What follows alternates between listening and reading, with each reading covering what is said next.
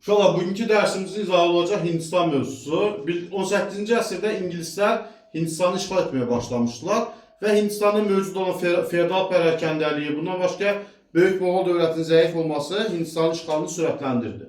1856-cı ildə Aud knyazlığının işğal edilməsi ilə Hindistanın işğalı ingilislər tərəfindən başa çatdırıldı. Bu işğalı həyata keçirən şirkət Ost-Hind şirkəti idi.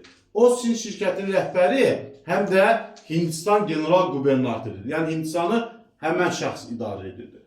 Hindistandakı İngiltərə müstəmləkəçilik sisteminin idarəçilik mərkəzi Kəlküttə şəhərində yerləşirdi.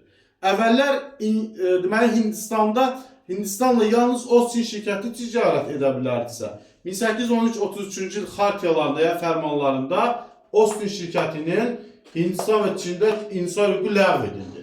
Digər şirkətlər də ticarət edə bilərdilər. İngilislər Ost-Hind şirkətinin ordusuna yerli Hindistanlıları əskər kimi cəlb edirdilər. Bu Hindistanlı əskərlər sipahi adlanırdılar. Və sipahilərin incidilməsi, onların zorla xristianlaşdırılması 1857-59-cu illərdə sipahilər üsyanına səbəb oldu. Bu zoraki xristianlaşdırma 1863-cü il Zaqatala üsyanı ilə bu sipahilər üsyanı arasında oxşarlıqdır. Hər ikisində zoraki xristianlaşdırma var.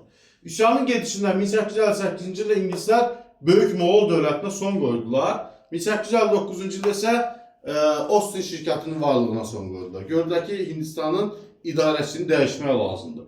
Buna görə də üsyan yatırıldıqdan sonra Hindistanın idarəçiliyini yaxşılaşdırmaq haqqında akt, yəni fərman qəbul edildi. Bu akta əsasən Hindistan işləri üzrə nazir vəzifəsi yaradıldı, idarəçilik vitse krala verildi və yenə Hindistan idarəçiliyi birbaşa İngilis taxtına keçdi. 1876-cı ildə Kraliçə Viktoriya Hindistan imperatriçası elan olundu. 1885-ci ildə Ümumhindistan Milli Kongresi çağırıldı. Ümumhindistan Milli Kongresinin çağırılmasına məqsəd Hind xalqının maraqlarının artırılmasına, eyni zamanda onların İngiltərənin parlamentdə çağırılması tələbləri irəli sürmüşdü. Bu məqsədlə bu kongres çağırılmışdı. Amma ingilislər nə edərdilər? Hindistan Milli Kongresini onlar zəiflətmək üçün orada müsəlman və hindli icmalar arasında qalmağa salırlar. Hindistan Milli Kongresi öz real funksiyasını yerinə yetirə bilmir. 19-cu əsrin sonlarında Hindistanda milli kapital əsasında yerli sənaye müəssisələri yaranmağa başladı.